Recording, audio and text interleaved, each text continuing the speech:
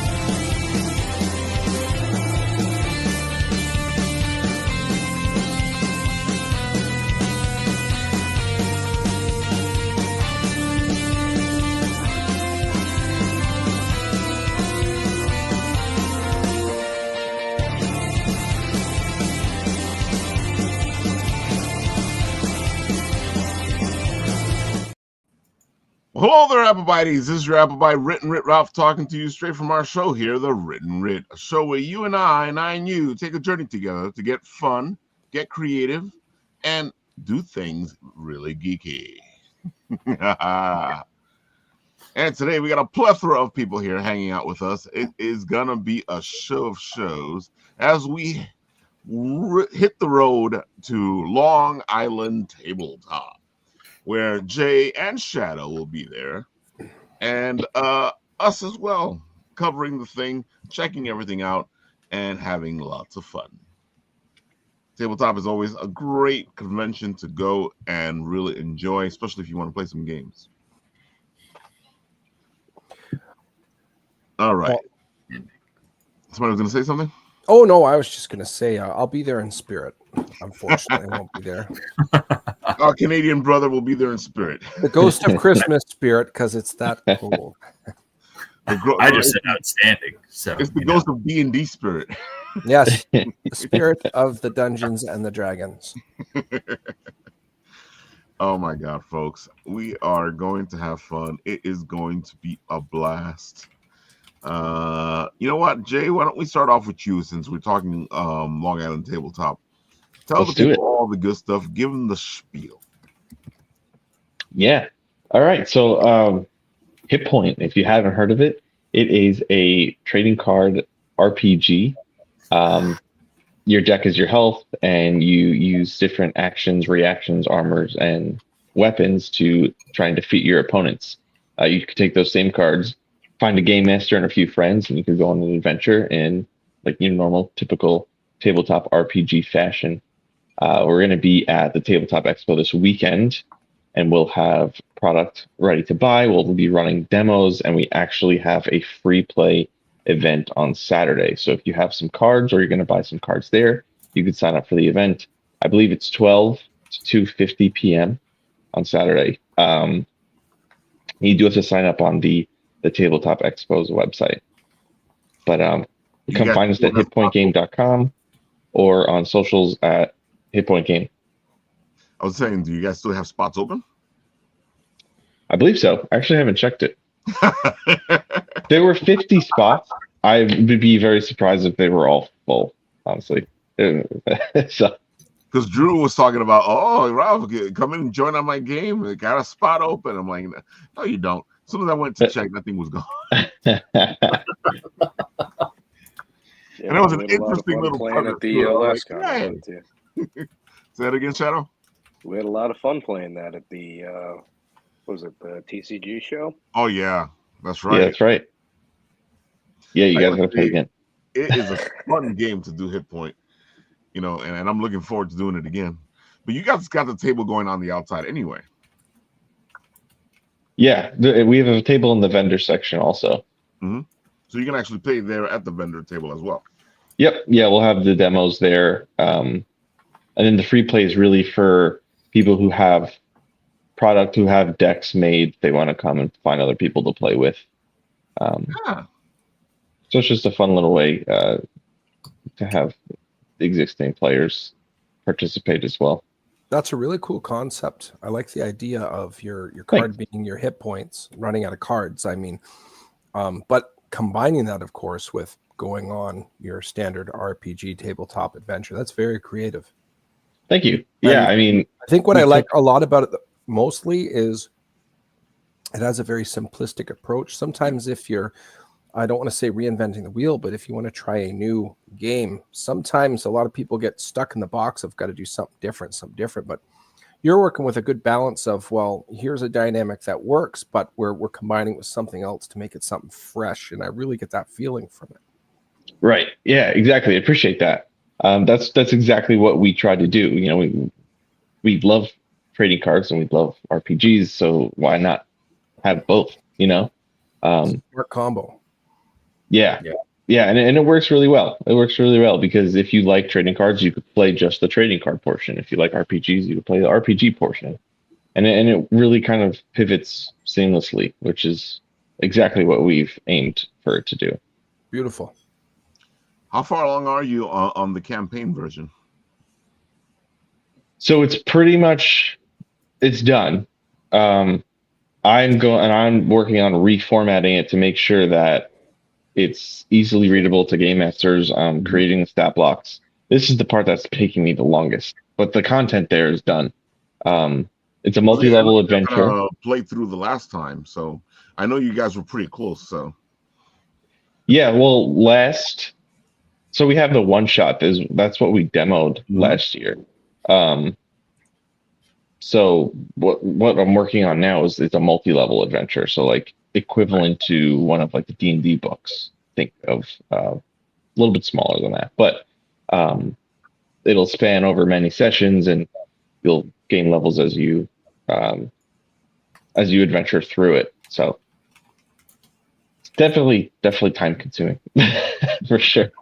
But that'll be free on our website as a PDF because we're going to need help play testing it. So if you have some cards, grab some friends and give us some feedback. You heard it, guys. It's time to get the band together. Because I've been looking forward to this, because ever since you told me about the fact that it has the card game and it has the other aspect of it, I was like, okay, I got to see how this goes. You know, because sometimes you're doing the role playing thing, and something different would be nice. Yeah, for sure. It's fun. It's like it's visual and it's like tactile almost. It's pretty satisfying to see like you have your deck, and then over time it's just shrinking and shrinking. You're like, oh crap, I'm gonna die. How many players is a good amount to play with, Jay? So we've done, if you're doing just the regular TCG format, we've done anywhere from 1v1 to teams of 3, like six person games. Obviously, the more people you add, the more chaotic it becomes. But there's really no limit. I would say the perfect is probably around 3 to 4. So I have a question for you. So obviously you're blending tabletop RPGs and card games. There's just awesome, great combo as established previously. So are like the decks specific classes, or like how does that work? So you can build whatever you want, and that was done purposefully because we didn't want there to be so many like rigid rules. The only limit is that you can have 3 of one type of card. Okay. There are advantages and disadvantages to focusing onto one class rather than spreading out, and that's because of your bonuses. You'll have a bonus in, let's say, your strength stat, and if you pick a Sayer class, which is like our druid or shaman, or a luthier, which is our bard, you won't be able to really maximize those attacks and those moves because you won't be getting those bonuses. And then in the RPG, you can level up and get different skills for your classes, which will further enhance those abilities. So it's you could definitely mix and match, and I do in my personal deck. But there are advantages and disadvantages to both. awesome. That's really cool. Dude, it's one of these games you can like sit down and just play, and you'll get good at it pretty quickly. Because I've seen a kid just jump onto the table and start beating the guys who know the game. Yeah, I think it was at SciCon 2 years ago, and it was like this 10-year-old kid, and he just jumped on and he learned it within like a round and beat us. That's freaking during awesome. one of the demos. Dude, and it's so it's even when you and it's something that they say at HitPoint, even when you lose, you still have fun. And it's the first game I can say that even when you lose, you're still like, oh my god, that was fun. Yeah. That's great because I suck at these games. Thanks, Rob. Well, it's perfect then. Dude, it's like a little bit of Monopoly, a little bit of Uno, a little bit of because in the game you're trying to you can either play just to play, or you're like I choose that guy over there and I'm gonna get rid of him. I got 4 kids, 3 boys and a girl, and then my wife always scowls at me when I try to win a game, so I'm like opting to lose every time. See, I do the opposite. My wife hates my guts. She doesn't play a lot of board games because she works at a daycare where she plays a lot, so she doesn't like playing outside of work. But the one time I did, I played with her and my niece, and by the end of it, I had a couple of lucky draws of cards, and it was evident how it played out. There's no way I could have predicted it, but I won by a slaughter, and my wife was like very angry with me. Like, yeah, I can't help it. Worth it. I just told her she had good looks, and her tears were delicious. I don't know, Ray. I would find a way to lose big time. There's always a way to lose. When you win, don't you lose. Right. Worth it. That's all I got to say. I'll do it again. No That's the spirit. Was it Willy Wonka? Willy Wonka, happiness and harmony? No, it was the gateway drug, Junior Catan. Oh, yeah. Oh my god.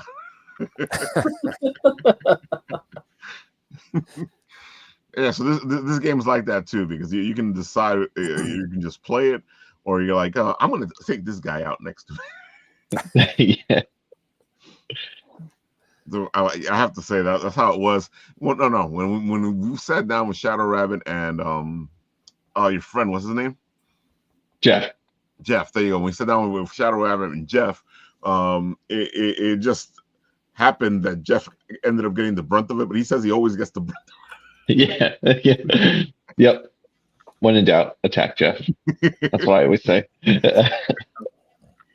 But it was a lot of fun, and it's so easy to pick up, and it is. It's easy to learn, easy to pick up, and as you master it, you become deadly. Yeah. Yeah, unless your rolls are bad. That's true. That was me censoring myself. I gotta say, if the rolls are good for you, it really does help you out. Yeah, for sure. Yeah. But it's a little different than D&D though, because I feel like you at the same time that you got that little bit of luck, your skill is a little bit more prominent. Yeah. Yeah. Well, yeah. One of the big differences is, and that people have picked up on, is that rather than having your whole character sheet filled out with all of your stuff like in D&D, you're limited to the cards in your hand during combat. So it's a lot more, it could be good or bad. It speeds up the process a lot because you have a finite choice to make, but also you have to try and figure out how to make what you have work. So it's a pretty interesting. I think that was one of the big things that stood out to me, is just based off of how your guys' setup is. It's much more streamlined. So like it's D&D at a very fast pace. Yes. Yeah. Streamline, I think, is the good word to use there. Yeah, it very much seems like it's D&D in the most efficient way possible, where it's like yeah, you've got what you've got. We're not going to sit here and argue about what you can do. Exactly. Right. Open the door for traps, concern it, and magic. 1 hour later, We're not Wait, checking for anything. Can I do this? It's like, fuck it, man. Try it. Roll. Like none of that. No, you've got the card. It tells you what you can do, and then once that card's spent up, well, you can't do that anymore. Right. It's so funny because your armor's right there in your deck, and you put it out there, and you can replenish it as you go. And if you're winning, it's a good thing. But if you're losing, Yeah. No! Yep. You definitely feel it for sure. oh, do you have any armor off? No. Any reactions? No. Oh yeah, well yeah. If the cards go against you, bro, you're done. Like, oh, this sucks. Oh, but it's a lot of fun though because it is. It's quick. It's like one of my main things about fighting in D&D is how long those fights can take. Oh, dude. Oh, the last session that I was a part of, because of course there comes to that point where like everyone's free until they're not. Yeah. So like the last combat session that we did, we were in combat for like 2.5 hours because we were fighting like 10 things, and there was like 4 of us. So it was a lot. I always love when like the meme of in D&D traveling 3 days will take 20 minutes, but fighting for an hour will take 2 hours. Yeah, pretty much. Yeah. I was just thinking of that one. Travel 3 months, 20-second description. Yeah. Fighting for less than 10 minutes, 3 hours, smackdown. Oh, What's man. scarier though, the monsters or scheduling conflicts? Oh yeah. Scheduling conflicts is pretty far up there. There's another meme about that guy wakes up from a coma. What day is it? It's Thursday. What year? I hate to break it to you, but it's been 42 years you've been in a coma. I think it's great. Next week I got a D&D session. I'm glad I did. Back so far. Oh my god. Yeah, but that's about it though. You know when your game is coming. Yeah. It's on the calendar. Oh, I forgot. I'm like, you didn't forget. It's the same. You just don't feel like doing it tonight. At least be freaking honest. Herding Yeah. cats. It's all about herding cats. It was like, yeah, I'm technically free, but like it was a really long day and it's like 9 p.m. Do I want to do D&D for 3 hours or do I want to go sleep? Yeah. Skip sleep, D&D for 8, go right back to work. Life is good. Yeah. If only. I wish. Yeah, and there's times where you actually do want to be at the game, but adulting is hard. Yeah. Oh yeah. And then you got to figure out what's the balance. What is adulting? Yeah. Do you want to get divorced? Do you want to get...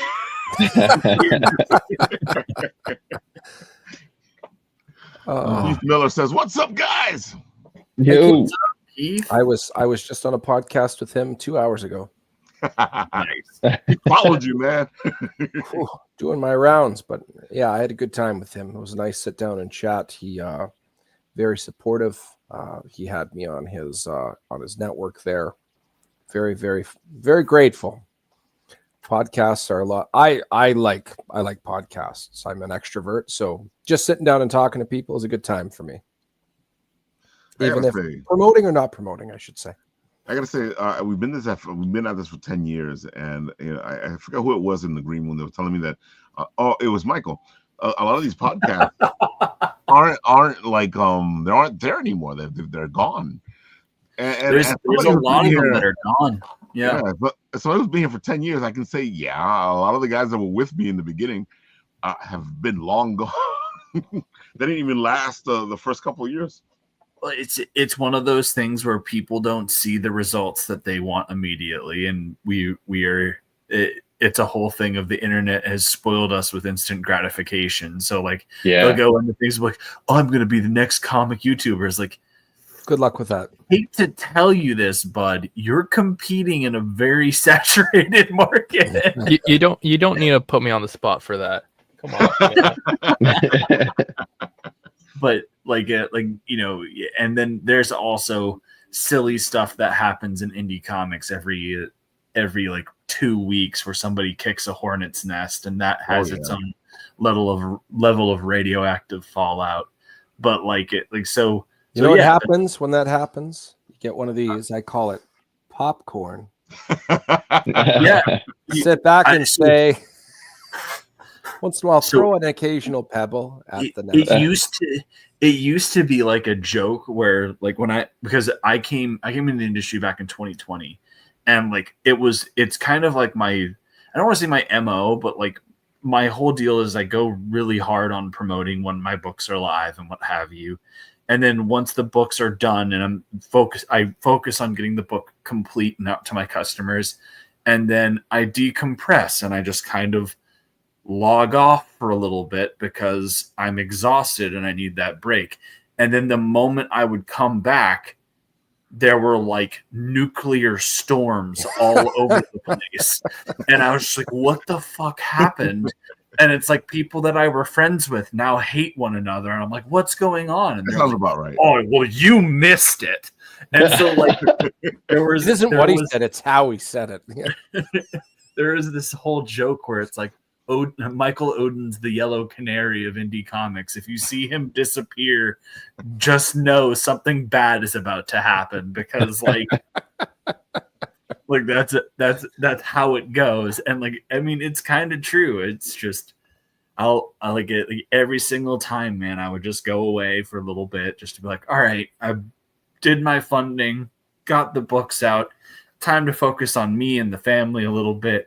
And then I come back and it's like, what the fuck happened?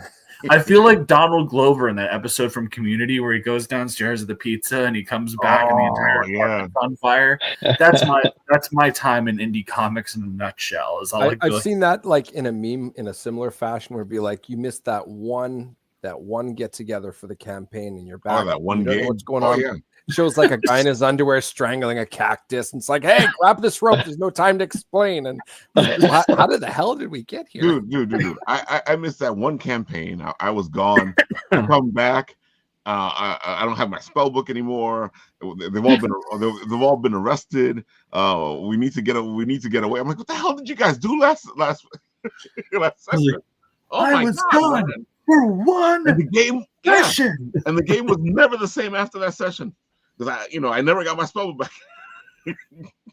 and that's a bad thing because that depowers the whole group. So, folks, lack of foresight. Do not miss a day. Never miss. Oh man. I gotta say, Jay, you started this off like with the little boxes, which is how we met. You know. Tell the people a little bit of that transition from what you were doing to this, because it's still pretty similar to what you were doing. Yeah, so I started doing candles and hair oils, fantasy themed. You know, it would be what the heck? What sense did we have? It was like forest, you know, volcano, ocean. I forget exactly what the heck we named them, but it was like those themes. And the point was for you to light the candle when you're in that adventure scene, and it would kind of bring that immersion. We ended up taking those candles and making one-shot boxes, which was an entire themed box based on some D&D 5th edition content that we created. And so every month we would have like a guest creator. They would help write 3 NPCs, 3 creatures, like 3 monster encounters, and 3 locations. And we'd have these cards, and the point would be you shuffle them up, you'd pull one of each, and then you'd make like a one shot with those. You'd have an NPC, and it had like a random hook, you know, place. and counter, and you'd like the candle. It would come with a theme set of dice, some wooden minis, and it was like this whole fun thing that you could do. And so we were doing those for a while. We ended up doing like a coffee themed one. We did like a horror themed one. We did one that was kind of adjacent to Game of Thrones. And it was really cool. It was a lot of fun. It was a lot of work, and it was too much work for the return, which has ended up why we stopped. Ending one box at a time. Yeah. It was a lot. But then it was like December 2021, January of 2022 is when that whole thing happened with the open gaming license with Wizards. And I didn't know what was happening. I didn't want to continue making content for 5e if it was just going to get thrown out the window.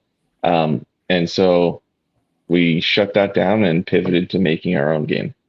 And that's how HitPoint was born. That's awesome, man. It's Great pretty story. cool. Yeah. Because a lot of things changed after they did what they did, even though they took it back. Yeah, I mean, it was scary for a while because I was, this was just a side thing that I was doing. But think about, like, funny enough, like HitPoint Press, like a company that makes 5th edition supplement, and then Cobalt Press, and like all those people that have they depend on that for their livelihood. You know what I mean? That's got to be so scary. It's so funny that they did that, because all they did was create new competition. Because all those people that were creating for them, now all of those same people have new systems. Yeah, exactly. Did I say that Hasbro got sold to Microsoft, or was that an April Fool's joke? Ooh. Really? I have no idea. It might be an April's Fool's joke. It could very well be a legitimate thing. This is the big problem with fucking April Fool's jokes nowadays. Is that every single person posts up this shit, and you're just like, man, it's 2024. Well, I feel like that's Like when you it's should do all 2024. No. We've seen way crazier shit than this in the past 4 years alone. Like, there's a very real possibility that this is a thing. Like, It's confirmed that it is not. I just double checked it. like, I saw someone. I saw somebody post up Kingdom Hearts 4 is canceled on their thing, and I just went and I was like, when was this posted? And I looked at it, I was like, they posted this yesterday. And of course, like, the first comment that I see on there is like, what the hell? What do you mean? It's like, guys, look at the day that it is posted. I realize that we live in a society now where every day some nuclear bomb goes off, and you're just used to it. But it was April 1st All yesterday. this Tuesday. Dude, Yeah, and it's I so was trying funny to get because away with something. a I lot of would've people done it go, on why don't April you get like, Ralph, why don't you get rattled? Because I was there when the magazines were doing these April Fool jokes, and you had to wait for like the next magazine for them to tell you April Fools. But at least back then, I'm sure it was something outlandish enough. Where you're like, Sometimes it was Lame Pro. When Lame Pro did something, you were like, okay, this is fake. But then every once in a while, somebody would do a joke, and you're like, what? And then you're like all excited. And then the next magazine, they go, April Fool. I had a remember the really International good April House of Fool's Burgers. prank You guys this remember year. that one? Go ahead, Paul. IHOP changed their name to IHOP, International House of Burgers. You didn't remember? That was like 5 years ago. That wasn't an April Fool's joke. They were literally trying to do that. And then my personal theory to the lore is they got burned so bad by Wendy's that they embarrassingly just went, yeah, we're not doing that. Because there was the whole thing where they announced that, and then people were adding the Wendy's account. And if you know anything about Wendy's social media presence, they're wicked. They are savage. And so they went and tagged Wendy's like, yo, IHOP's becoming International House of Burgers. You guys worried about the competition? And they just went, no, we are not worried about a restaurant who thought pancakes were too hard. Just like, what? Oh my You're god! just like, oh my fucking Don't god! Dave Thompson's crew. within 2 weeks, International House of Burgers was not a thing. I was like, they could not handle Wendy's smoke. They just couldn't do it. Like, that's hilarious. they got freaking burned. Wow. I remember that. I remember that whole craziness. It was a joke. It was a joke. No, it wasn't a joke. You were trying to pivot because you were having Happy- some struggles, and then you happy- got shot down. Happy half April Fools. It's like 6 months later. It's November 6th, halfway to April Fools, or November 1st, I mean. Oh, Oh my jeez. God. What a great thing. The Wendy, I swear, if you ever want to see any entertainment days, just go look up like Wendy's shit posting, because they do not play. They freaking, like, whenever somebody Right tries for the to throat. like whoever is running their social media, I don't know if they initially did this intentionally, but like at one point they gave a really bitchy response to somebody on social media and it blew up and people loved it. And so then the social media strategy for Wendy's is like, go fucking troll people and make them cry. Go ahead. So if you look at Wendy's on Twitter and stuff, it's literally just filled with them shit posting and like completely dogging people, and you're just like, dude, someone gets paid to do this. Somebody gets paid to be there and be the ultimate fast food troll. What the fuck? My middle child, she like throws heat at people really hard. So whenever she's in a really bad mood and starts like just talking trash to her siblings, I say, "Hey, happy hate throwing day." I just imagine fire behind her, everything's in a inferno, and she's sitting there scowling. So today she said to me as a joke when I walked in, "Hi, honey, how are you?" She says, "It's hate throwing day, Daddy." I'm like, "Oh, okay, great." You gave me a warning. Run. Yeah. But Wendy's looks like it's part of hate throwing day. I want to look into this deeper. Oh man. So Mr. ShadowRabbit, why don't you tell the people all the good stuff about you, give them the spiel and the road to Long Island Tabletop. Go Shadow. Howdy, everybody. Those of you who don't know me, I'm Lewis, ShadowRabbit Clay Guy on Instagram, and I make cool stuff out of clay. Hopefully you'll like some of it. Yeah, I'll be at the Long Island Tabletop Expo this weekend at the Cradle of Aviation, which is, even if you're not having a con there, it's just a really cool place to be. And yeah, I make all kinds of custom handmade sculptures. Oh, there's one. Luckily, there's lots of awesome people in this community who I keep running into, and they've got cool characters, and I like working prototypes out with them. Yeah, Man, Shadow that's gets cool. I really haven't creative. seen that in a while. We might have to I have it in my talk. office. Bro, well, considering you guys are blowing up, you got to tell me who you need next. 'Cause Yeah, definitely. nothing makes my day more than seeing something I've made on someone's table, man. Bro, we're gonna have to have discussions because I've got some characters, friend. Absolutely, brother.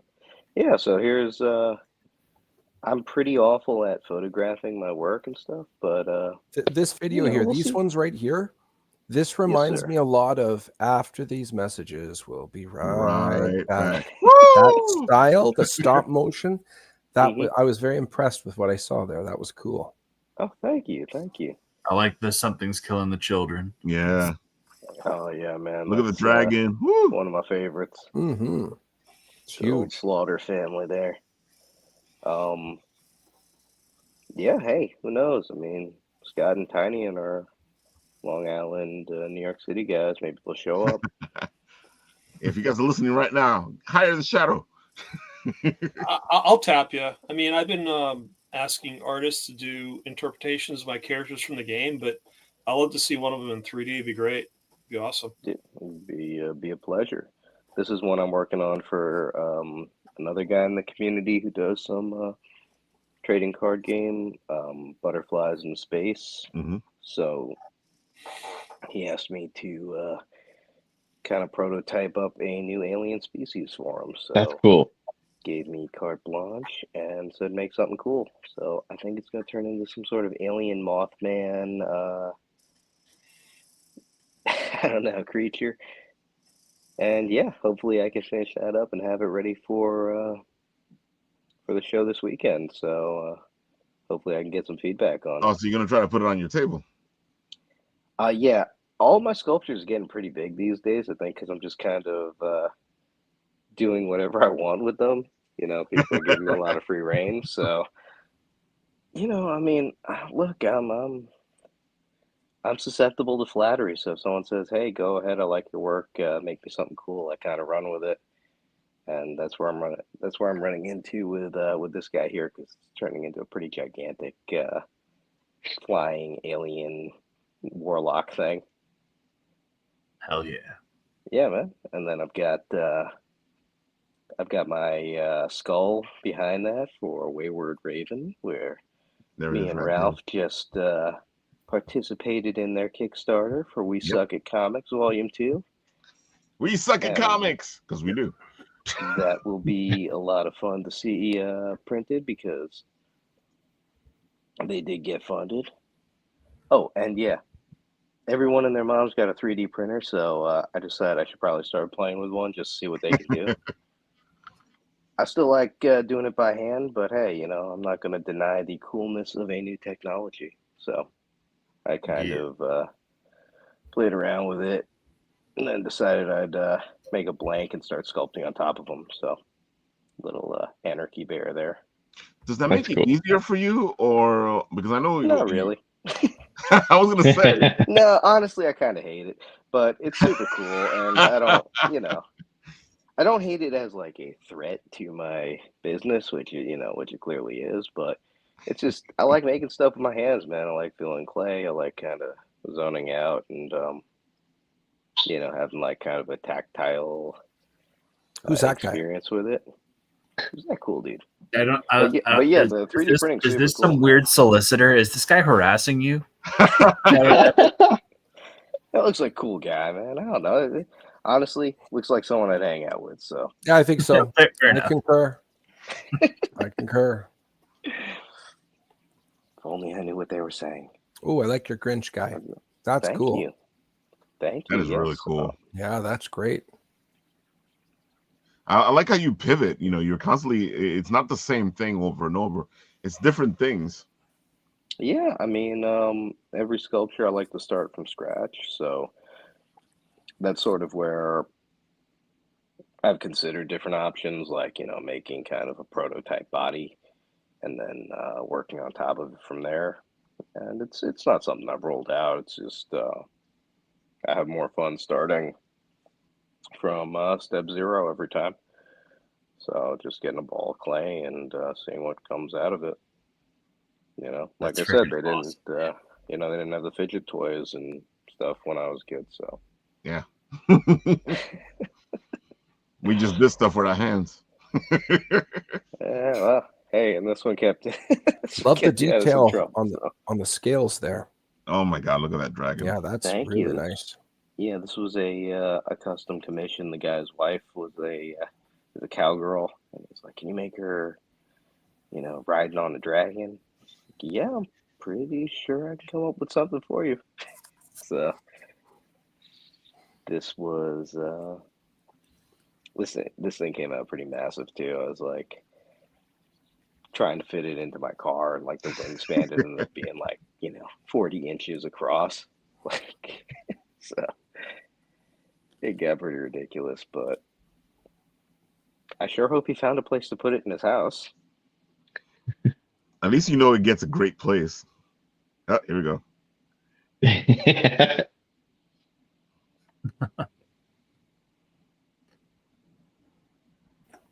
I love all the process videos. Thanks, man. I think one day when I'm not working on a IKEA table in my living room, then I will have a little bit more creativity in filming these. But I'm amazed you're able to do what you do with, because I've seen the room you have when you're making stuff, and it never looks like that tiny bit of room. That it always looks huge. oh yeah, I mean, I get, I just got a lot of people in my house. I can't seem to maintain any of my space. All you fellow lucky guys with families understand how that's at, I'm sure. Oh, definitely. Touche. I can't believe how fast you are. Like, that's something that doesn't get talked about. He finished this, what, in like less than a day or something? Yeah, I think I met you guys, Oh, that's right. Wednesday or Thursday. Crazy. I was ready for Friday. Yeah. Wild. Yeah, thanks, man. Well, if it's Yeah, a monster he or a actually- warrior, it falls Ooh. right in my wheelhouse. It's so funny because yeah, he actually did that thing for you guys. It was like one day. Oh, let me show it again. I didn't know I was zoomed in. Thanks, That's man. freaking awesome. Yeah, I mean, the Look like detail. Eric. Look at the fur. Yeah. That's good detail, man. Crazy. Mm-mm-mm. How many species? I mean, how many different classes do you have now in your game, Jay? Did you? It's still 4. say So you- we have Okay. the Brutalist, which is the warrior, the Sayer, which is the druid / shaman, Luthier is the bard, and the brigand is the assassin. Awesome. We're working on a few more. The Arcuri, which is going to be like your ranger, not like a ranger in D&D terms, but like a bowman, like an archer. A Thalmir, which is going to be your wizard equivalent, and the Cyrano, and that's going to be like an equivalent to a paladin class. Hey, awesome, man. Can't Love wait to it. see it. All right, so we Well, can't yeah. go unfinished here without showing off the beautiful Hebert, which Mr. ShadowRabbit did when we did a double challenge. Right now, he's holding up a bunch of stuff, but he's a superhero. He can do that. I like them. That's right, my man there. That's awesome. It's my teddy bear superhero from my That's comic right. book that should be out before the end of this year, probably. Right on. Okay. Hell yeah! Is it gonna be on Kickstarter? Yep. We're hoping to bring it onto the Kickstarter before the year ends. That's the goal. Nice. Yeah, let me know. Hell yeah, man. I'm a Nice sucker little for teddy back bear stuff, superhero. Ralph, so let me know. It's done the old-fashioned way where you do a kid's book, but it's made so that adults can read it. It's the Can't tech. wait. Those are handy these days. Well, yeah. So that's what I do. I'll be at the show this weekend. I haven't hit too many shows in person because of life and everything. But hey, all you gotta do is say my name 3 times, and I'll show up almost anywhere. So I Hey, maybe don't we'll be next to each other I'm this year. putting that to the test Hell literally once we get off this show. So just saying, if you don't show I can up, see it now. Michael's at like, the okay, same man. time, I'm hitting Look you over. up on false freaking advertising. So Michael's just- gonna do it. He's gonna look over his coffee table. He sees ShadowRabbit do this, just right there. Hi. Hey, Michael, I know you're like wanting to do this. Let's show the people why you want to do this. Why don't you tell the people all the good stuff? Go for it. Okay. I mean, yeah, this is one of the reasons why I want to get in touch with him. So this is Elysian Fields Reborn. This is my comic that I'm doing right now anyway. So this is the base premise of this is effectively Mortal Kombat with heroes of mythology, right? cool. So our story focuses on the Greek warrior Achilles. We get to see his Raph was one of the first 20 people to back, so we got a signed collector proof. That's right. Beautiful. The book's already done. It's beautiful. Look at that beautiful thing. But so anyways, as I was saying, story revolves around Achilles. The story starts and it's at his final battle at Troy. We see his death, and then he goes down into the other world where he gets to have a little bit of peace before he's taken away and brought to this arena to fight on the behest at the behest of Hades alongside Heracles and Hippolyta in this massive tournament in the underworld, where every single god of the dead from every culture has put together teams of their respective heroes to fight for them in this tournament. Winner becomes the winner crowns their respective lord of the underworld as the new lord of the underworld. So Achilles is getting to fight calibers of warriors that he never got to face at Troy because he was well above anyone else that was there. So it's a really just fun series. We've got some great freaking talent on the book. We have some beautiful variant covers that we've had done. Probably most notably, we've got V. Ken Marion and Andrew Dollhouse did a beautiful cover for us, and we also had a really good one by Vaughn Randall and Robert Nugent as well. That I believe is the one that Raph got. Lovely. I think that's it. Look at the inside, folks. Whew. Yeah. This is just breathtaking, man. You know, it's very rare that you can say the inside of the book looks as pretty as the outside of the book. Yeah. How many different cultures do you have in this one fighting over the So underworld? in the first issue, you see Heracles, Hippolyta, and Achilles in the arena for the Greeks. They are fighting Gilgamesh and Enkidu in the first round. And that's really where like the first two issues deal with. The third issue, you get to see Vikings fight samurai. And I will leave that there. Vikings and samurai. And I should note, these are mythological Vikings. So it's like all the cool stuff. Yeah. Right on. So like the big rule for the tournament that I have is that it has to be like heroes. They can't be like gods, for instance. And then there are certain exceptions that we've made.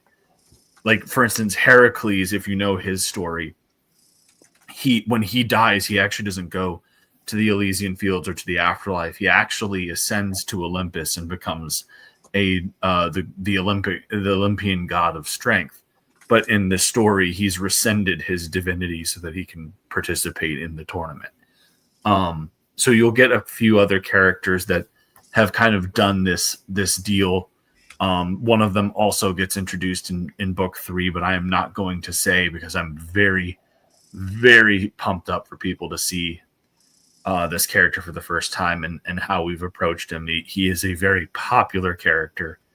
And people are going to be like, how the hell are you going to have these guys overcome him? And it's going to be fun. But you get to see Vikings and samurai. You said Vikings, so I'm rolling the dice on the wielder of Mjolnir. Do not smile or blink or anything to confirm. No, I will tell you right out. Thor is one of the ones that people have asked me about, and I am intentionally not doing that. Oden, because it's been done. It's been done before, right? Marvel has its own version of Thor and its own version of Hercules. They have fought. They have done all that stuff before. It's been done. Makes sense. So I'm not doing that. The only hint I will give you is that he is a Eastern character, and he is a very big influence on a lot of different characters in fiction. Does he have a silent letter in his name? Don't think so. Okay, I was going to say Sun Tzu, but quick question though. Mm-hmm. Have you ever heard of a series called Fate? Yes, I love the Fate series. Let's go. Fate played a very big role in so this was always something that I had in my head since middle school, because I was that nerdy kid that didn't just read comics. I was taking classical Latin, and so sitting around a bunch of other equally nerdy kids, we would not just argue about which of our favorite superheroes would win in fights. It was, which classical heroes would win in fights. So that's kind of where this spearheaded from. And it had always kind of been in my head, and I was just trying to figure out how to make it work. The first time that I really got an inkling of how I wanted to approach this was when I watched Fate Zero for the first time.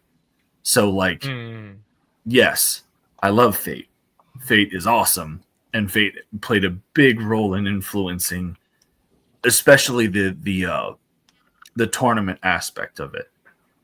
I was gonna say it felt very similar to the way how it's set up. So I am very excited. Yeah, I had a feeling. I was hoping that Nat would be on and see this because I was. It's just that that's why I didn't ask currently the fighting a question right away. monster. I figured he would do it. I'm currently fighting a monster. I will. I'm be not fully confirming or invested. denying anything, but like Hold on, you denied Thor without hesitation. Yeah, I'm denying Thor Clarify without that. Hesitation because, as I said, it's been done before. Well, that's what I like about this because it has been really done before. It's so cool. It's love Greek mythology, love the whole aspect behind it. Just a wealth of information to work from there. It's great. Very cool. Yeah, it's been such a blast to put together, and the art team that I have for it has just absolutely blown me away. Every single one of them is just a fantastic professional. They work really hard. It's honestly criminal that none of them have gotten like mainstream work. Like none of these guys have worked for DC or Marvel. The only one that's come close was Will Reyes, the pencil artist, got shortlisted. Was a winner of a Marvel art contest back in 2020, and he was supposed to get a contract, and then they like ghosted him and the other winner. Son of Saint's like, yes, do I win anything? But he also said, but do you have a Son of Saint cover? Shameless plug. Because Son of Saint does some amazing covers. I do not, Yeah, if you but don't know I Angel, will he's probably the man. have to do that for a future book. That's the whole thing. This is my ongoing, right? Like I have other books, but I see them as a lot of them. I see them as mini series, right? Like 5-6 issues. This is the one where I'm like, I see myself running this for a while. Like I have my first arc planned out. I've got 3 issues of it written. I'm working on issue 4, and I'm hoping to have the first 5 issues done by the end of this year in terms of script. So like I would like this is going to be going on for a while, and I would love to bring on people. I will hit you up. I see them in the comments, so I'm gonna add them right now so I don't forget, because I have the HD and I totally will. Let's talk, buddy. I'm on Instagram. I'm saying. He does some amazing covers, I have to say. And he's also a history buff. Ooh. All right. So I'm actually already following you. Oh, so you And like I dig your art. Yeah. I've seen you before, bud. Feels like I didn't Angel recognize works it for off the food. top of my head.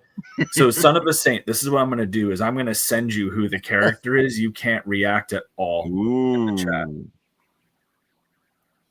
Look at that, Son of Saint. You even get an exclusive. Accidentally puts it in the stream comments. All right, Raph, show it to us. ShadowRabbit. Woof. Monkey. Yeah, So yeah. I love just that, sent man. the Son of a Saint the character sheet of the character that's appearing in book 3, and so yeah, we'll see how if it comes up at all in the chat. But anyways, yeah. These This covers is are the amazing, bro, book. man. And as I said, It's beautiful. all done. It's pretty cool, man. Look at these covers, man. Oh, Dude, I want to take a second to talk about this one. So this is done by a kid named Zach Penentuan. He's like 20 years old. He's an art student from the Philippines. This is his first professional gig that he's gotten.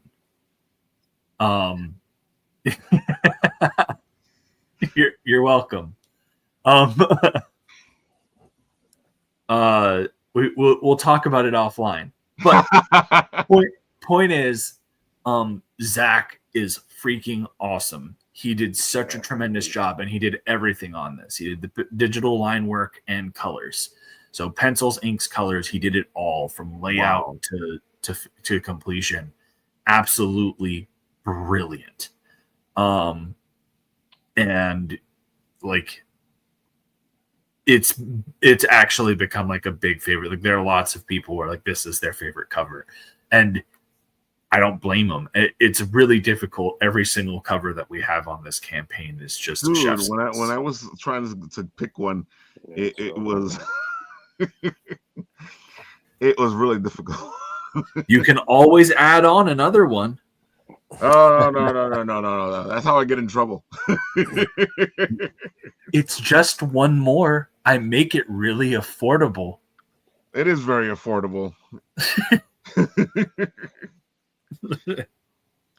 Oh my god, he's just seducing people, folks. He's just seducing people. Hey man, I've got to do what I've got to do. Dudes, I'm gonna make it easier for you guys, or I'm gonna seduce you myself, and I'm gonna put this in the comments section because you guys need to go and pick up a copy for yourselves. This thing just looks breathtaking. We try. Right into the comments section. Wow. All right, folks, go ahead, go do your thing. And while we're waiting for that to happen, why don't you tell the people, Ray, what's going on? Because I feel today is such a D&D day. Well, you know what? How about if you go to my campaign and play the trailer? It's less than a minute. I think that's a really good segue. Ooh, that is a good segue. Let's go to the videotape. Here we go.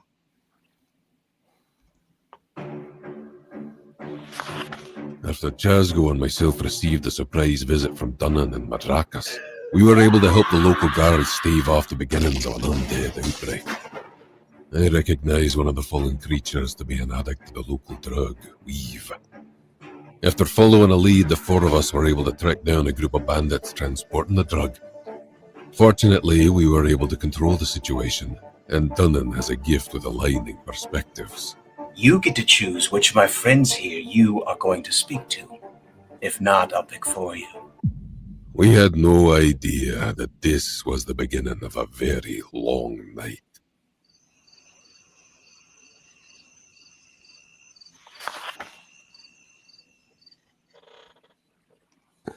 It was the beginning of a very long night. A very long night. I need some water. I'm going to cough. Shouldn't have had that popcorn. That's because you were enjoying the show too much. Yes, too much drama.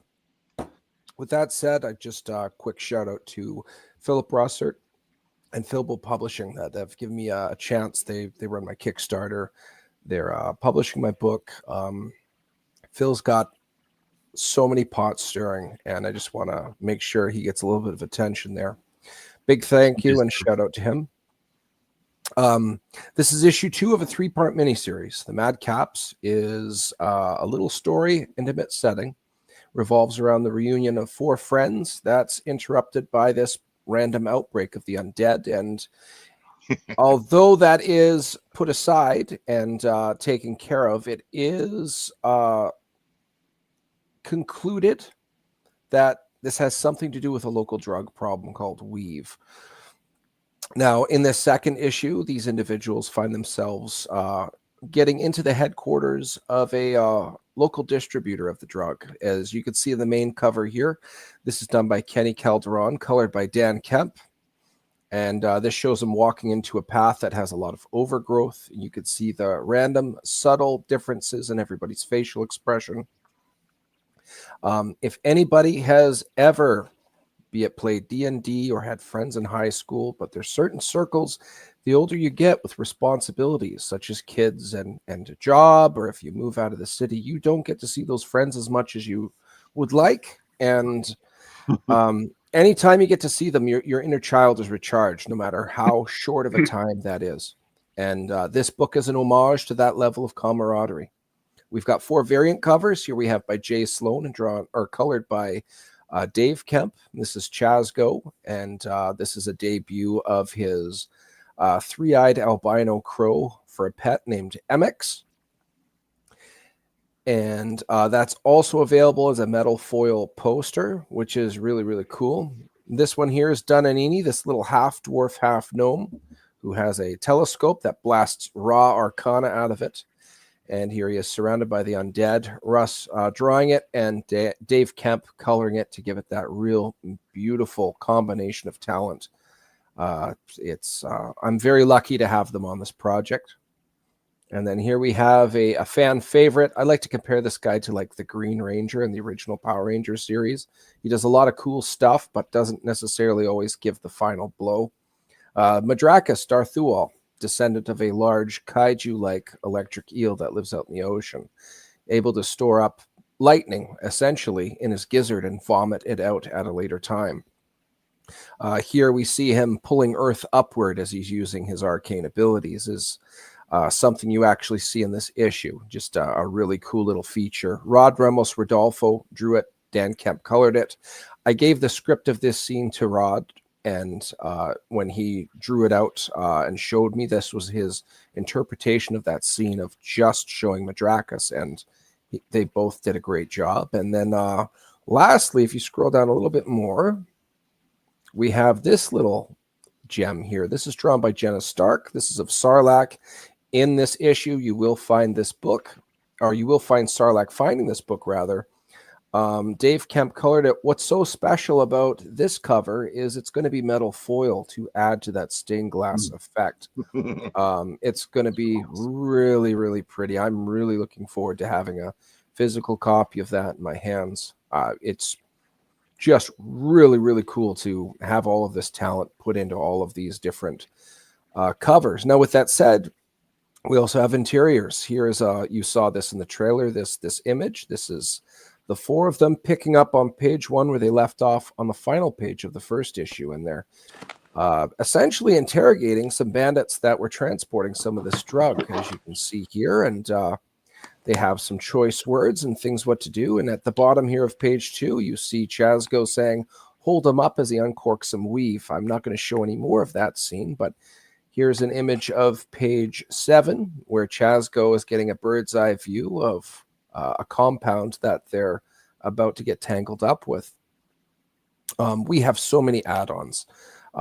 Digital copies, catch-up tiers, physical copies. We have sketch covers. We have character sheets. You guys all like tabletop RPG. We've got character sheets based off of all 4 of these characters. They're all at level 5, and it's meant to complement 5th edition D&D. We have, if you'd like to play D&D with myself and professional voice actor and dungeon master Michael Towson, the fees for this tier actually go for paying Michael. He pays by the player. So it's always a good time with him. Raph has played along. He can confirm. And same with Nathan. It's an amazing game. It's just so much fun. And the way we've been doing it is a lot of the creators are usually the ones that take this tier. So, you get to play your own character in a campaign, which is always fantastic. And as a writer, it was an interesting thing for me because when I played the character, I got new insights into the character. So I tell you folks all the time, D&D helps writing, helps acting, helps socializing. Most definitely does. And we have a couple other deals underneath. If you want to get more than one cover, we've got a combo. You can get 3 of any of the 4 that are non-metal foil. We have another one. You can pick any one of those 4 covers and a t-shirt, which I'll talk more about later, with cover art options from both issue 1 and 2. You can get all 5 covers of issue 2. Underneath that, we have a fireside combo, which is one of those 4 issues plus what we're calling a plush tapestry. It's actually just a blanket, but I chose the art and covers that look like something that would be really cool hanging on your wall or draped over your shoulders as you're reading a good book. Hence the fireside title of the tier. us Canadians love blankets, so you could understand me having it on my campaign. We also have the Ultimate Collector's tier. So everything I've just mentioned in one form or another, including a map of where this story takes place, is on there. There is a variety of beautiful pieces of art with various talent from my colorist, who's colored over 100 issues of Spawn, 50 to 150. We've had people that have drawn Ghost Rider. I had John Zalesnik do a hand painting.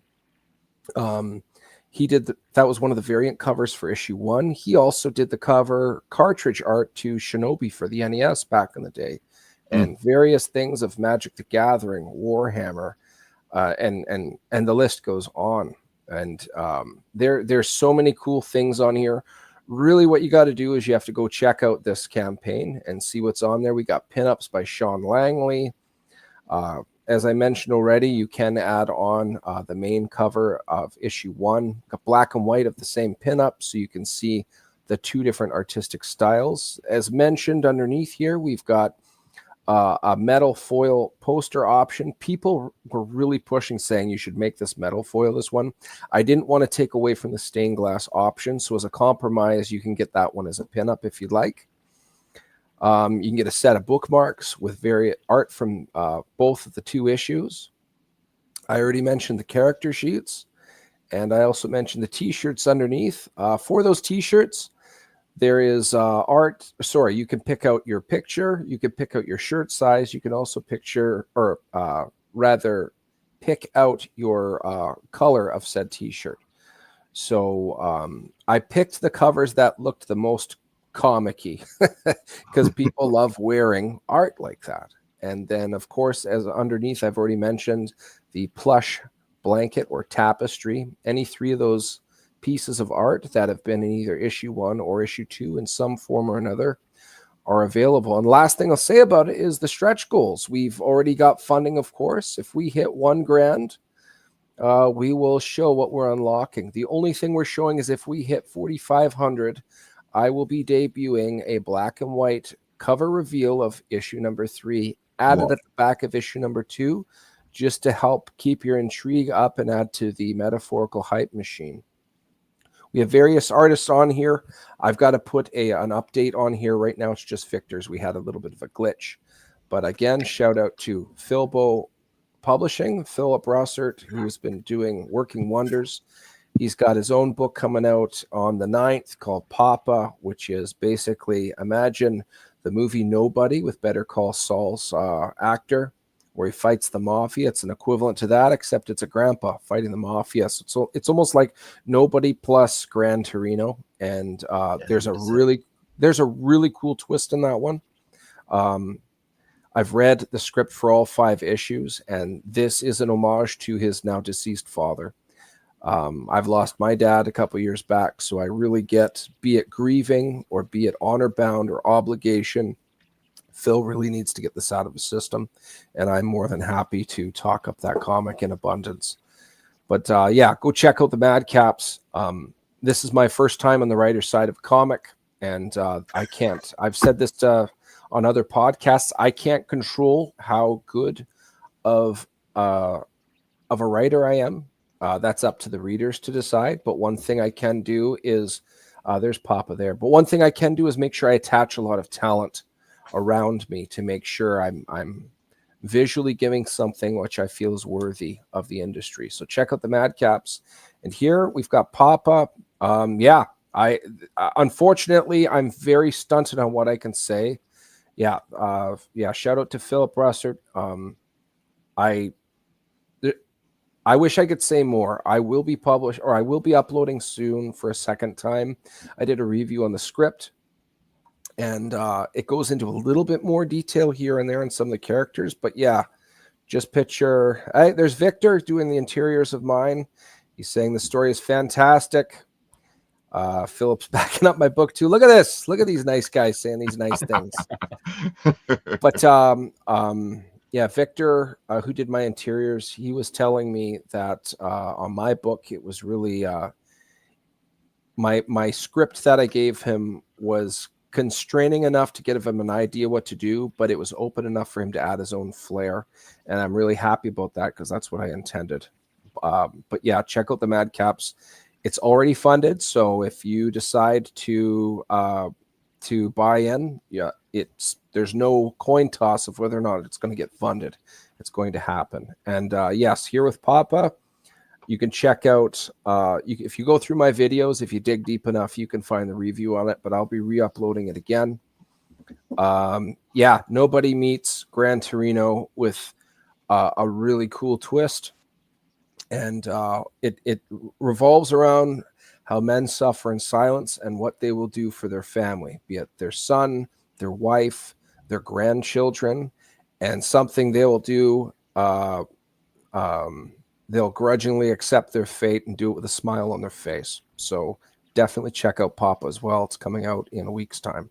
I have also had a chance to read Papa, and I got to tell you that, Ray is not kidding. This is a fantastic book, very heart-touching, and at the same time, a callback to old comic books. Yes, very much so. Mm-hmm. So get it. Phil's no slouch on that stuff either. I've been at this. I've been doing indie comics for about a little over 5 years at this point. I actually just got notifications like, 5 years ago today. And I was like, oh, God, that's embarrassing. But anyways, point is that I've gotten to know Phil pretty well over the past couple of years. And the guy puts his all into everything. He does. Yep. Yeah. And I have nothing but the utmost respect for the guy. Like, between Philbo Publishing, Philbo Distribution, everything that Phil has been working on over the past couple of years, it's just insane to me. Like he has no quit and he just keeps doing more stuff, and it's really impressive. Like have nothing but the utmost respect. And Ray, I backed your campaign here. Oh, thank you very much. I appreciate it. Because it looked solid. I don't think I've seen that campaign before, so I went on ahead and Thanks, got in man. on that. Right It is on. not kidding. It's up to 818 now. Woo! Well, we'll have that first reveal at 1,000, and then there's You're going to getting be close, yeah. getting close. Not far, man. I figured doing some like trolling, be like, I'll go to the gym and I'll say if this hits 1,000 before the end of the night, I'll do this weight or something, or just to see if people will back it, to see if I'll actually do these things. But we'll see what happens. Vamos a ver. Yeah, this is like I said before, I'm really enjoying this experience. I've never been on the creative side, and it's really refreshing when I have really good compliments about the story, and not the fact that I've written it, but the fact that I've been able to facilitate this product that people are enjoying, not just what I've contributed, but all the other talent. So apparently from other people, I've been told unique characters. I've been told the story is something that hasn't been done before in regards to medieval fantasy, zombies, and drugs. And disclaimer, the story happens to have drugs in it. This is not a PSA. This isn't pro or anti-drug. I've made this joke before. It's not like those arcade games in like the 80s and 90s, that blue screen and that American crest comes on. Winners don't use drugs. It's nothing to do like that. But one thing for sure, apparently, from what I've been told from others, the characters are unique enough from each other. They all get their own turn to shine.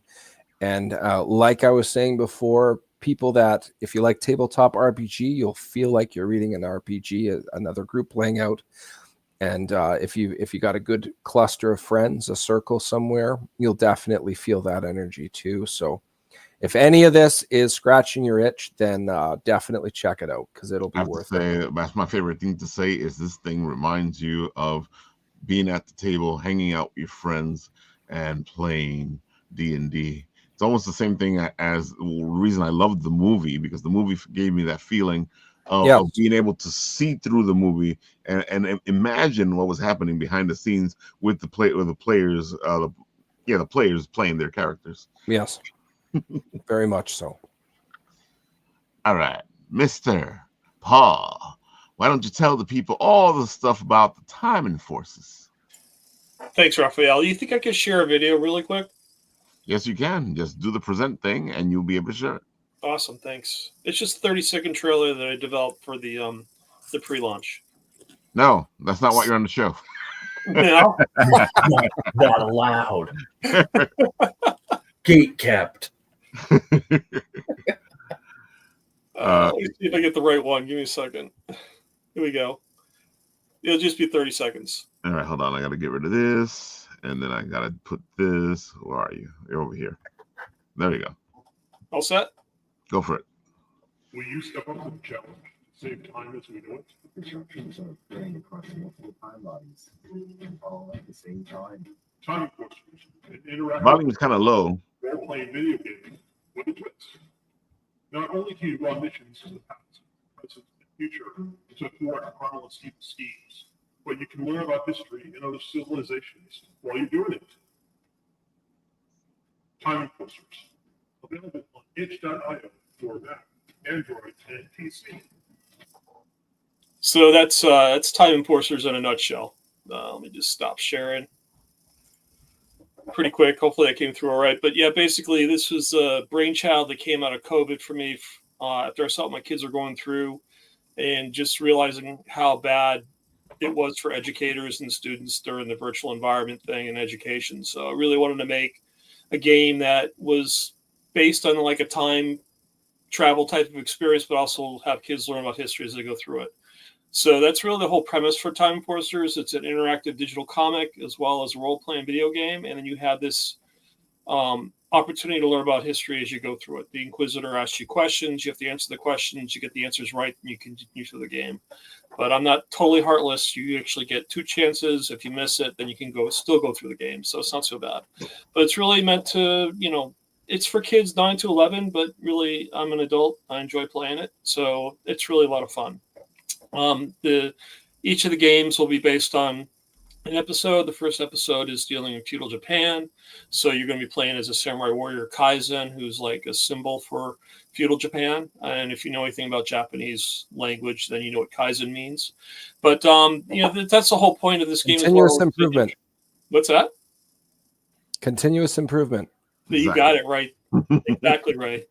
And I introduced that topic into the game as well. So if kids don't know that, then it just gives them some more information about, what all these terms mean. But anyway, the whole premise is they're based on episodes, and this first episode deals with feudal Japan, but the next episode is going to be speaking with Amelia Earhart and focusing on her history. And then actually I have a 3rd episode planned as well at this point, which will be about Benjamin Banneker, who is African-American, lived during colonial times. He knew Thomas Jefferson, and he also was the inventor of the first wooden clock. So this has been a passion of mine. It's been going really well so far. I have a big launch coming up next week on the 8th. We'll be opening up in pretty much almost all the app stores except for Google Play. We'll be on the Apple Store. We're on Steam. We're on Amazon. We're going to be on the Samsung Store, Galaxy Store as well. And then we got itch.io. So all the platforms. We got it for the iOS. We got it for Android. We got it for Mac and PC. I'll be venturing into Linux as well. I just haven't get a chance to do it. But it's been, like I said, a passion of mine. I've been doing it pretty much on my own, but my family helped out with the voice narrations and the voiceovers, and it's been a lot of fun. I met Ralph last summer at the Garden State Comic Fest, and we just had a really great relationship in terms of him promoting my product, and he's actually going to be appearing in episode 2 as one of the characters, which I'm excited about. Just in the nick of time. In nick of time, yeah. He's we played after like the film noir characters from the 50s, 40s, 50s movie series, like C.M. Spade, whatever, and then he'll be done in black and white. So I'm pretty cool about that. So in addition to all this color I have going on, my color palette's pretty primary, so a lot of bright colors, but with Nick, he'll be definitely grayscales, which is going to be kind of cool. I'm pretty excited about that. Love it. It'll be fun.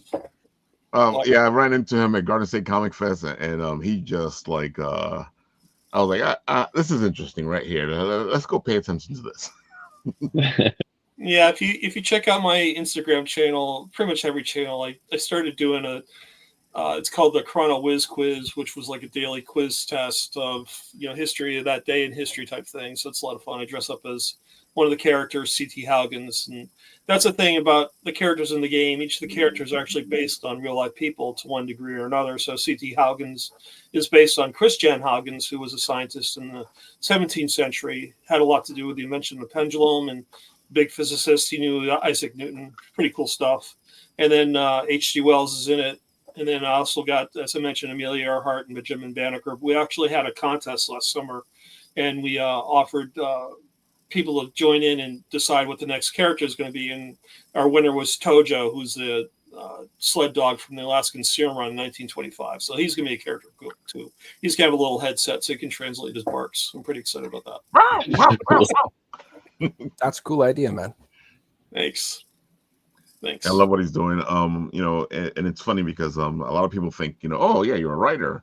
It was an English teacher that did this for you. I'm like, no, I'm a writer because I loved my history teachers. They knew how to tell a good story, and that got me interested in telling my own good stories.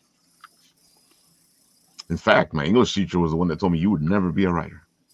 I love it. Just ironic. Inspire kid, right? Tell them what you can't do. Just I was like, oh, okay. I see how it is. I was like, okay, I thought we were supposed to help the guy become the writer. Yeah, I just like proving those type of people wrong all the time. It's like the whole point is it bugged me out. Shutting down.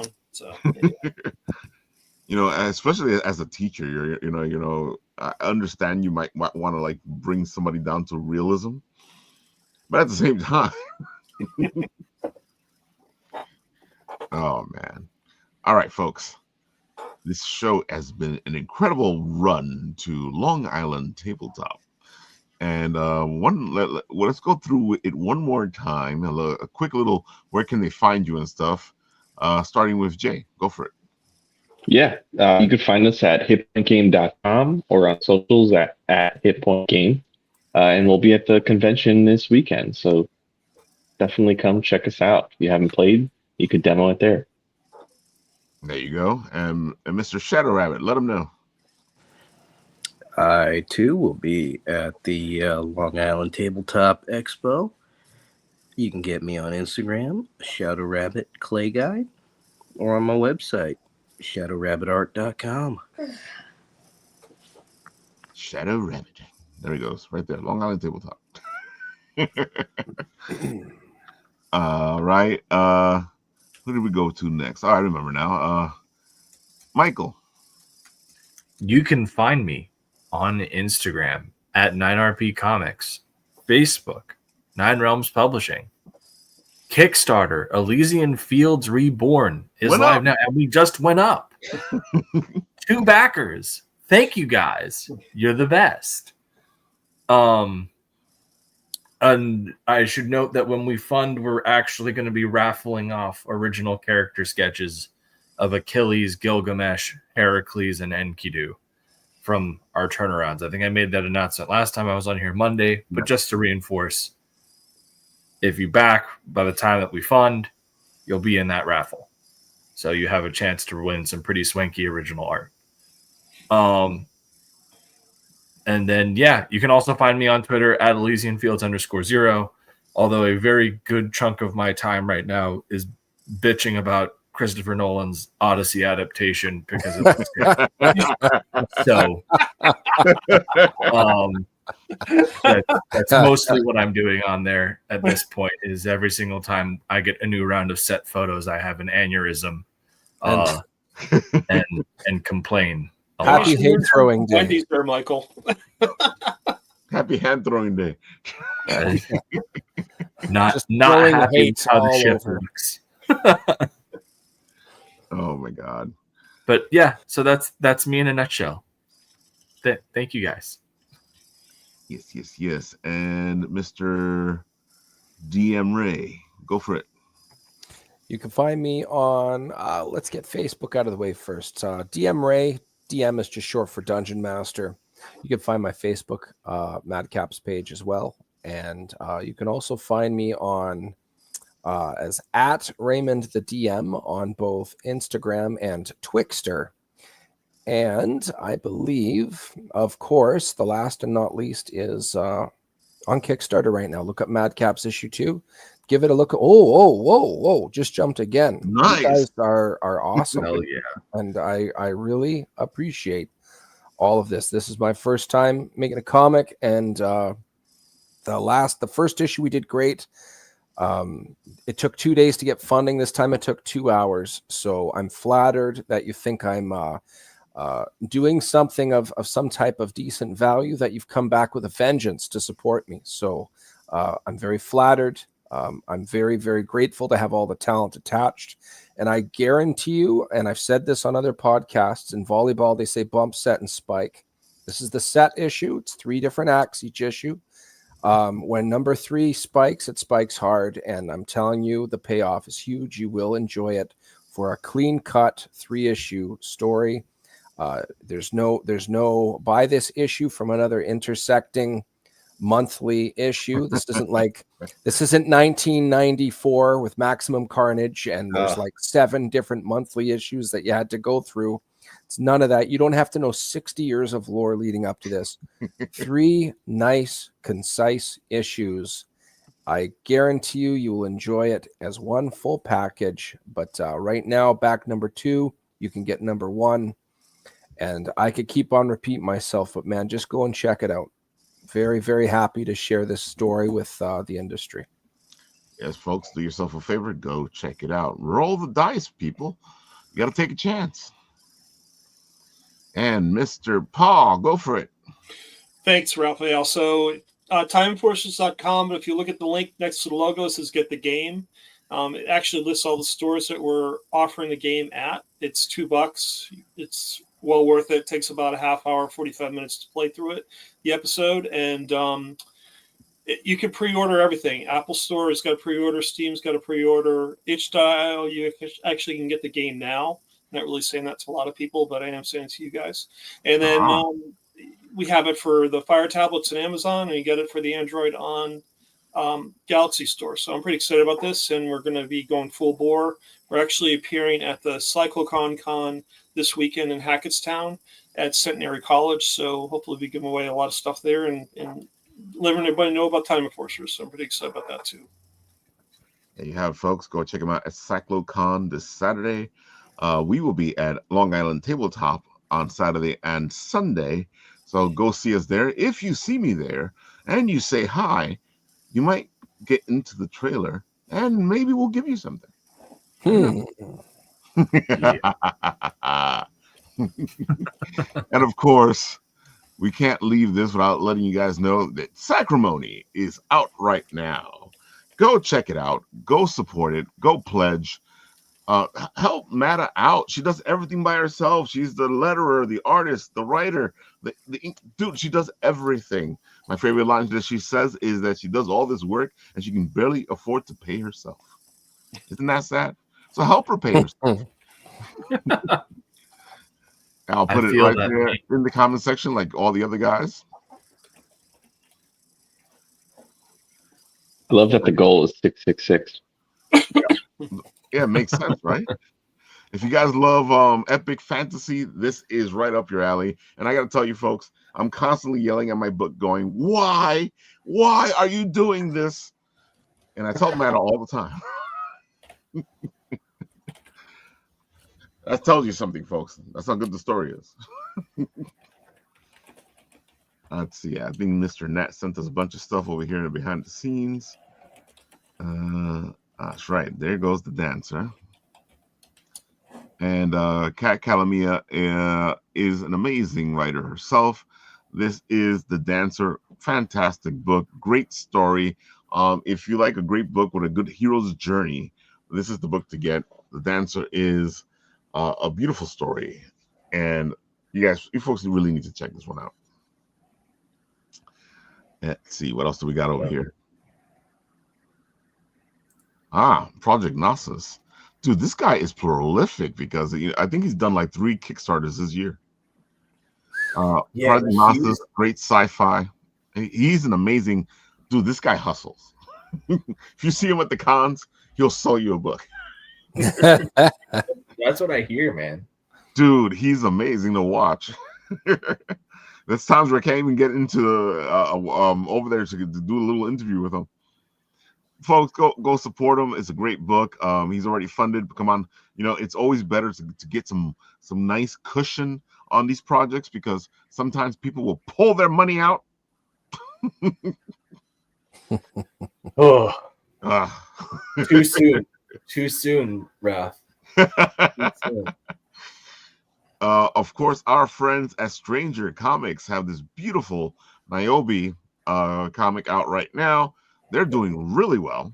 They are at 68,143, 517 backers, 18 days to go. But these guys do fantastic job. If you're looking for a great story, again, another D&D type fantasy story, this is where to go, folks. That's awesome. Yeah. The artwork there is beautiful. Dude, yeah, their art is always amazing. And he as well has released the stats on the characters so you can play them in D&D. That's awesome. Love that. Let's see what else we got here. Hey, I see Elysian Fields here and Madcaps. Oh, look, Pat Shand. Pat Shand's always doing something, so go check him out. Pat Shand, amazing, prolific creator. He's doing really well. He's at 16,746, 421 backers, 22 days to go. But, you can't miss with a Pat Shand book. And is that everything, Mr. Net? Did we lose Mr. Net? He's just going, yeah, I'm checked out. He probably is asleep because he's coming onto the show straight from work. Oh, there you have it, folks. Here, I got a magic word that'll get on. Ready? Nathan, Marvel Rivals. He's probably playing Marvel Rivals right now. Forget sleep. Any last words before we go? How about a thanks to Raf facilitating all of this? It's pretty Yeah, awesome. Absolutely. I think that's the best way to put it. That's right, folks. We will be there with our sponsor at Long Island Tabletop, ClipKick, a nice way to cover events where you don't have to put it on social media, but at the same time, share it with the community that you're there with at the event. And ClipKick has become our sponsor, and they've been helping us out nicely. And we will be there showing it off. So if you are at Long Island Tabletop, do the barcode, share your beautiful memories of the event itself, and it'll be all shared in the community. It won't be shared outside. This is personal social media. That's ClipKick. Go check it out. And I think that's the last of everything. Well, tomorrow I will be on with Seamus from Long Island Tabletop, so join me there. And also Rob. Whoa, I'm missing names now. Rob Longo, there you go. Rob Longo will be talking tomorrow also about his new app, streaming service actually, for indie creators. Indie film creators. There you go. Sci-fi, horror, all the good stuff. He's put together an app that helps you put your stuff out there and get you paid for showing it off on a site. So, that's what we indies want to hear. It's called Abracadabra. Beautiful name. See, it works. All right, folks, on this show, when it stops, I press the button